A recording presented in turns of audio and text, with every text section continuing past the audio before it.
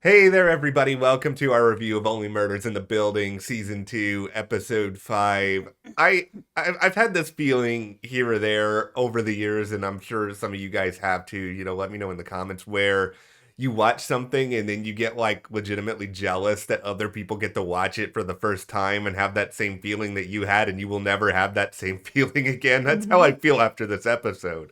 That's how I feel after this entire show. I mean, I've been re-watching it again, season one, and it does still pack that punch, but that first time that you watch this show, it's just 10 out of 10. It is such a great show. the I think this episode was just it's a lot of mystery stuff, and we're gonna get into a lot of that, but I think there's just also a really interesting emotional undercurrent for how well the writers understand Charles and Oliver. I think Mhm. especially as people, their psychology, what matters to them. Like, we will talk all about that, about the new bunny clues, about Alice, so much more, but go ahead, hit that subscribe button first because we have a lot of reviews, a lot of Mhm. theories, so much Only Murders in the Building content is coming, and we want you guys to be a part of this channel and, of course, all the discussions we have here. And including our only theories in the Yeah. building. We'll be putting up videos here and there when there's,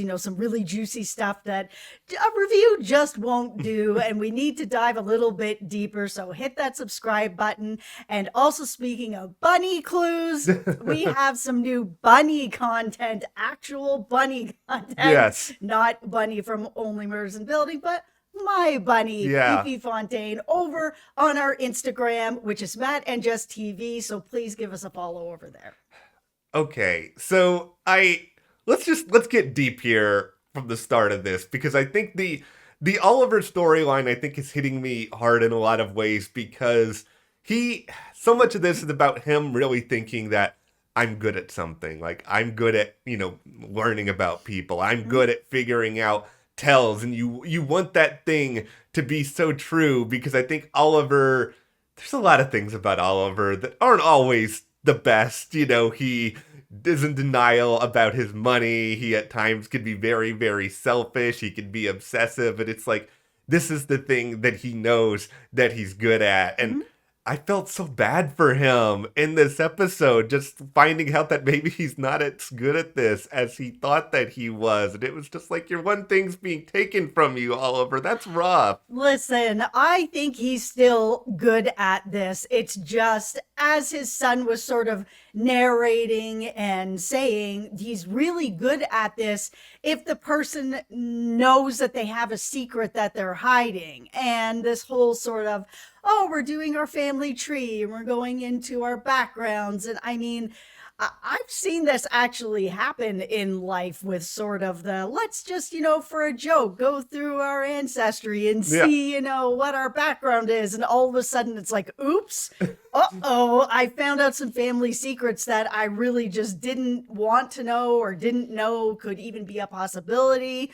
And here we are with Oliver and his son, this really heartbreaking moment where he comes in, he's just like, are you sure your background is Irish? Because, me and mom are a match, but you and me, we are not a match. My background is Greek. And sort of the whole thing unraveling that Teddy had an affair with Oliver's wife and that his son isn't his son. It's just, listen, Martin Short is very funny and Yeah. I really enjoy his comedy on this show. But when he gets these dramatic moments, this is where he really shines. Like, this was just so heartbreaking. Just him looking at his son, looking at the dips, like thinking in his head. It was just so sad. Is Oliver gonna throw out the dip? Like I'm real. He's not only has he learned this about his son, it's like he's also been betrayed by the very thing he loves so much in Teddy Demas's dip. But this was Martin Short's best episode to me on the whole series, and it's not even close, to be honest. There's just so much Yep. stuff for him in here. There was a moment when he was having this realization that I was kind of like, are they setting up season three where Oliver's gonna actually kill Teddy? And I'm not saying that he's necessarily capable of it, but the show has been following obviously a formula last season, this season, Yeah. and going into the next season, are they really going to be able to continue to sort of follow the same formula without the audience kind of being like, okay, we've already been here for 2 seasons? Would we all feel really good about Oliver getting some sort of revenge or really bad about it? I think there's at least something definitely to the idea that Teddy, it feels like Teddy's here in a lot of ways to set up that season 3, no matter what. I mean, we had the threatening scene in the elevator. We had everything, with him and his son through the catacombs last week. And it's like this stuff, it's great stuff, but it doesn't feel like directly connected to what's going on with Bunny. Like, Teddy was not even in the building when Bunny died, at least based on the information that we have. So it doesn't seem like he has that much to do with what's going on there.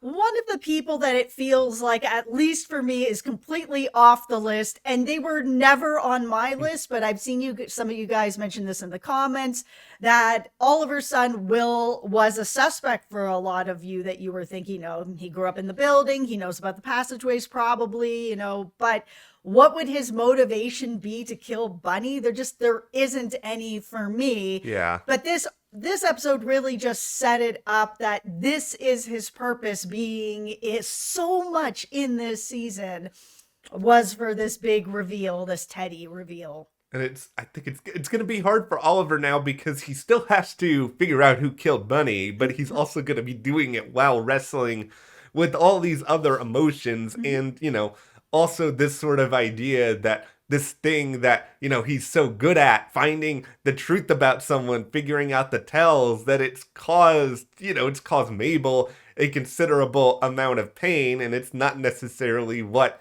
he even thought. Like, he went so far down this rabbit hole of, okay, I've got it. It's Alice. Oliver was basically a lot of us being like, oh, this Alice person is up to something. I gotta figure this out. And I mean, he takes this to such extreme, but also just like gloriously entertaining lengths in this episode. Yeah, I mean, it's not Alice. I just don't think that it is. I know that there are people out there that think that it is, and it could be, and I could be, here with egg on my face 5 episodes from now at the end of all of this, that's actually her. But I just don't think it is. Do I think that she probably has something to do with the forgery of that painting? Yeah, I do. But do I think that she killed Bunny? For why? I don't know why she would. There just isn't enough of a reason. I mean, if she just wanted the actual painting, I mean, it looks like the painting got switched. It's a forgery. So where's the real painting? Maybe she already has what she needed.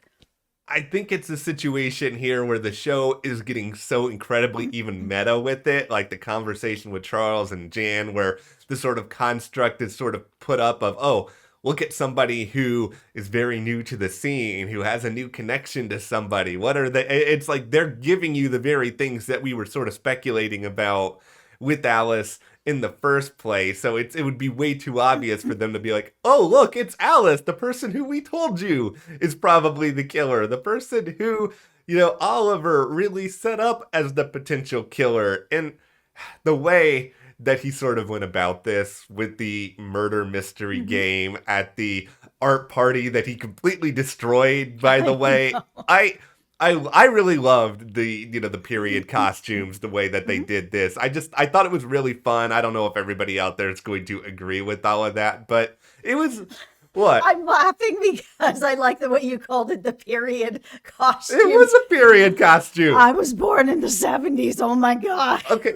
The 70s were a period of history. The 80s, also a period of history. It is all parts of history. They all wore the costumes. Period costumes. Okay, I am moving right along here. We had a lot of really fun stuff in all of this. All the bodies end up dropping, then we're left with Mabel, Oliver, and Alice. Of course, the 3 people who are the actual only people other than Charles that matter are the final 3 in this murder mystery game. Yeah, and the person, I actually assumed that Alice was going to end up with the card, because I actually thought that Oliver was specifically going to give her the card so that he could sort of expose everything and to have that moment. I thought he was just going to set it up that way. And, yeah, she came out and said, okay, I have been lying about some stuff, but it's not about this. And at the end, we did see that card in her backpack, but it still just doesn't feel like it's her. And one of the main reasons is, why or how would she know all the ins and outs of all the passageways in a building that she's, for all we know, has never been to before this party? And whoever it is that knows the ins and outs of this building to get into Mabel's apartment would have to know about the passageways. Yeah, it doesn't seem like she has the mechanism to do this. I certainly think that she's probably hiding something else. I think that's the purpose of the card reveal at the end. But with that being said, it doesn't mean that that is what she's hiding. It could be, like you said, something about the Rose Cooper painting. It could just be something more about how she got in touch with Mabel in the first place. Like, I don't doubt that she cares about Mabel. Like, I think the relationship on that level is real and is genuine. I don't think that she's a psychopath. I don't think that she is, Jan 2.0 in that sort of way. It feels just more like she is connected to this mystery in a way that she may not really want out there, where she kind of knew she was doing something involving Bunny, and then she realized that this Bunny person was killed and was just like, oh, I'm just going to shut up about all of this now. Okay, so they finally got around to something that I mentioned a couple videos ago, which is that whoever the stranger was that was sitting with Bunny on the day that Ivan wasn't in and another person took over his shift, the person that Bunny said, that is not my friend, that person is the killer. I feel in my heart that that person is the killer. And they started to finally circle around that. There was the matchbook with a little bit of blood on it. Oliver got to see the tapes through Ivan that there was somebody that was sort of all dressed in black and, wearing a little toque and stuff, that took the matchbook and left. And they never saw that person's face.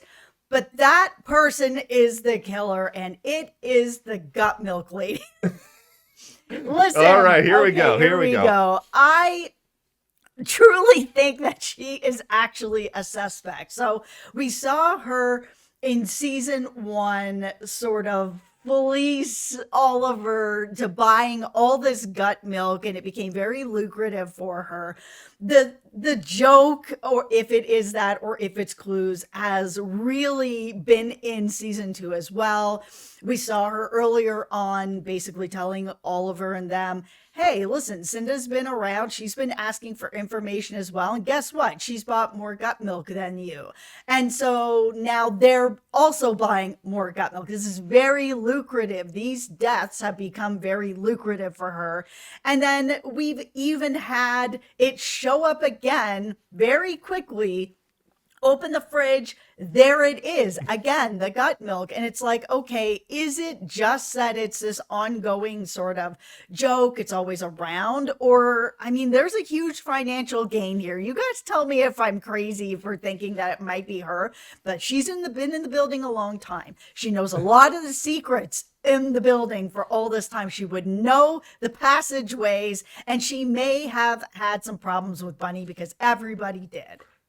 This is the thing. I believe it is plausible. I mean, when I first thought, oh, gut milk lady, I was just like, wait, what? But then it was like, you explained it to me, and then I sort of go back and think about even just like little lines. At the end of season 1, Mabel has this line about how, oh, I still feel like there are some loose ends. And they have shown her saying that in some of the like previously ons at the beginning of some of these episodes, that they continue to want us to think about things that happened still in season 1. And that, with that in mind, it's much more compelling if the murderer is someone who we knew from season 1 and was a part of that somehow. And, the gut milk story never really got fully tied up in season 1. It's always kind of been there. You're right. There is a major financial incentive for her. Yes, there is. Like the lingering shot in the fridge does really get to me at this point of this episode, because it's not really a joke in the sense of like, oh look, ha ha ha, there's gut milk in its fridge. Like, I wasn't meant to laugh at that. No, and at the end of each episode, they will have one of Mabel's sort of drawings, Yeah. and it's always different. This one had Alice in the window, but we've seen a few episodes ago that it was the gut milk lady that was in the window, and I was like, really? Really? Why is she in the window? Okay, you know what? This theory is coming together. There is something here. There's definitely something here. It's something I think we should really be watching out for. The theory that's really kind of stuck a little bit with me right now, and I think it's got a couple of holes, and it's definitely not as tied to season 1 as the gut milk lady, is the idea of Jared, Nina's significant other, who, is designing this spaceship atop the building with her help. It is so unbelievably ridiculous. But anyway, like, the reason I get kind of sort of stuck on him right now is that, we heard the coughing in the catacombs. It sounded like it was a guy. Or maybe a sneeze. I've seen a lot of people in the comments thinking it's a cough, like we thought it was a cough. Yeah. I've seen some people saying maybe a sneeze. It's some sort of noise coming from this person in the midst of... This person got a cold. This person's got some stuff going on here. And, Jared would obviously know by association a lot of the secrets that are going on within the Arconia. He's young enough, athletic enough to be able to move around fairly quickly. He doesn't seem like he has the emotional connection to Bunny that Nina would. He has a huge financial incentive here, clearly, to get her out of the picture, to get Nina in charge so that his plans can really move forward on some level. Could he be someone who would have sat down with Bunny and tried to have a conversation about some of this in advance? Like, I could conceivably see it. Always follow the money. Always follow the money. This is the only beef I sort of have with this episode, as great as it is just like we kept seeing like the footage that Oliver got from Ivan at the very end of it, and like the person walking. Why did we not get a footage of the person walking in to the diner? Because like that would be the moment that their face is actually facing the camera. Does that footage not exist or something? It's because it's episode 5. They can't show that. We got to still be in the research part of it. It would be like watching Catfish and revealing who the catfish is when they're doing all the research in the middle of the episode. It doesn't work. No one would watch to the end. They can't show that part. Maybe the person walked into the diner and they were just like this, and you couldn't see their face at that point either. But that. Listen, if it's Jared, I'm going to be pretty disappointed with this. We've seen him like one time briefly. Like, no, oh, please don't let it. I really want it to be somebody that is connected to season 1 because of that line that we keep hearing. There's still some loose ends, that there's still some kind of connection. And obviously it's not Jan. She's in jail. There's this weird thing going on with Charles. He's unable to let go. But I feel like it does need to be connected somehow. I think it's a lot more satisfying if it's somebody like the gut milk lady, or even if it's somebody like Leonora, who at least has, Shirley MacLaine backing her up or something like that. Jared is not one of the most fun options out there. He's one that I can sort of explain in my head right now, but I think the point here is that they don't want us to be able to explain anything in our head at the moment. No. I feel bad for Charles in general. Like, I think he's so unbelievably lonely. And I think when you're that lonely, you just like desperately want to seek something. So he's like convincing himself in his head that it's okay for me to have these ongoing conversations with this woman who tried to kill me. It's just, this dude needs a hug or something from somebody. I think it's just in some ways a relatable situation that you fall in love with somebody who ends up being not who you think they were. They end up being very toxic for you, bad for you. But I mean, logically, you're like, okay, yeah, Jan tried to kill me. She killed Tim Yeah. Kono. Okay, yes, logically, she's bad for me. But love doesn't work in the logical part of your brain. And you're still fighting that part where it's like, oh man, they're really bad for me, but I'm in love. So how do I get past this? It's a very difficult situation, especially with the loneliness. He doesn't open up to very many No. people. Like, I think it's difficult. And I think it also kind of ties into sort of all that true crime. People get really involved in it. Yeah. Sometimes people start reaching out to murderers in jail. I think they're kind of touching on that a little bit. Yeah, they are, and I think it's giving him some interesting stuff to do, and it's showing sort of the flaws with all these different people in the trio throughout this episode, and I think that's why it's a really good, memorable one. I mean, I'm gonna want to rewatch it again. Of course, I wish that there was like a new sort of defined suspect we were coming out of this to talk about. I mean, yeah, they did sort of pay off what you're talking about with the Cup milk lady. well, we've been talking about the gut milk lady for a while. The gut milk lady's not new. I wanted somebody new to come out of this, but I mean, they did sort of explain what you said a couple videos ago, that the person at the restaurant is most likely the killer. But it's just, I need names. Only Murders in the Building. Give me new names. All right. I don't need any new names. I need some names from season 1 that could be the killer in this season. Well, we will be back, of course, to talk about so much more theories, more great stuff. So hit that subscribe button so you guys don't miss any of that. And we will see you here next time.